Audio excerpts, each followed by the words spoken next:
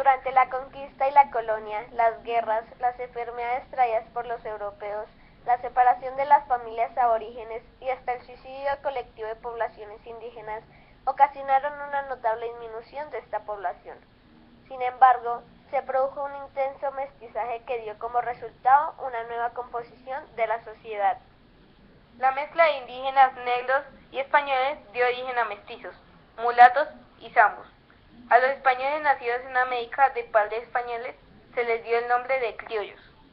De acuerdo con el economista e historiador Salomón Kalmanovich, en la Nueva Granada, la gesta española produjo una verdadera hecatombe demográfica, lo que fue cierto para toda la América, incluyendo a los portugueses en Brasil y a los ingleses y franceses en el norte de América. También en la colonia española existía la discriminación.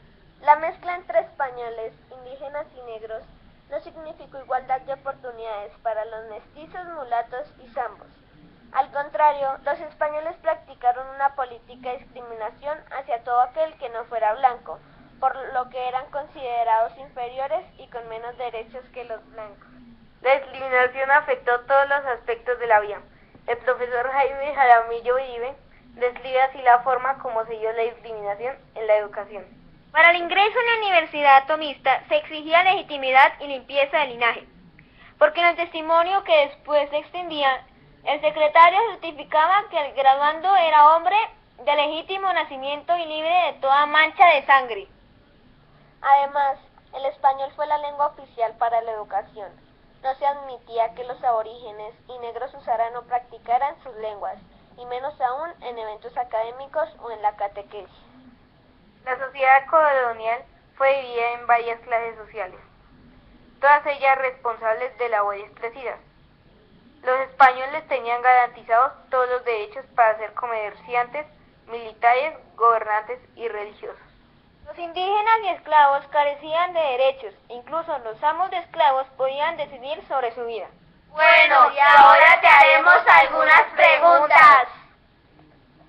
Primero, explica en qué consistió el mestizaje que se produjo en América Latina durante la colonia.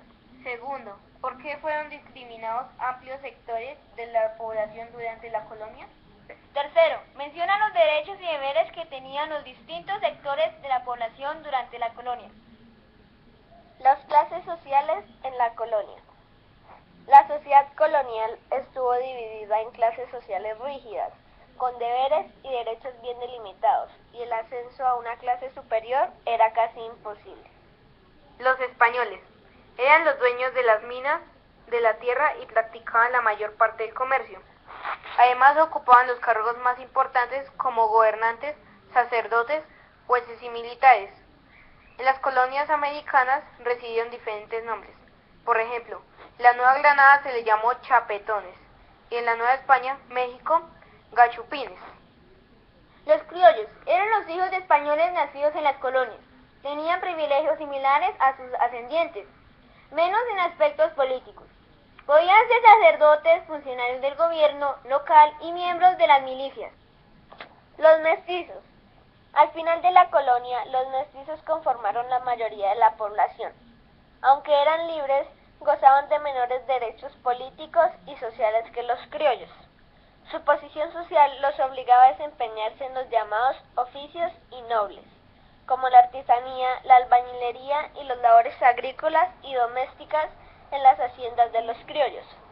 Algunos mestizos ocuparon posiciones económicas privilegiadas, pero aún así era el objeto de discriminación. Los indígenas. Desde la conquista, los indígenas fueron la mano de obra utilizada para la agricultura, las minas, el transporte a lomo de mercancías y de personas, los trabajos domésticos y la construcción de caminos y demás obras públicas. Los negros esclavos.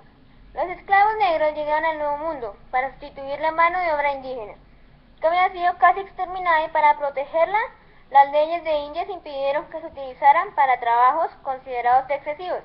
Por tal razón, durante los siglos XVI y XVII, los negros esclavos fueron destinados especialmente al trabajo en las minas de oro y plata, ubicadas en México, la Nueva Granada, Perú y Brasil, y al trabajo en las grandes plantaciones en las colonias inglesas. en las haciendas coloniales de América Latina. Además, la alta nobleza adquiría esclavos para labores domésticas y para cuidar de las mujeres y los niños de los blancos.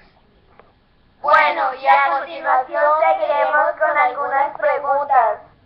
Primero, ¿por qué la sociedad colonial se dividió en clases sociales? Segundo, explica los derechos y los deberes de cada clase de la sociedad colonial. Tercero, menciona las causas de la esclavitud en América colonial.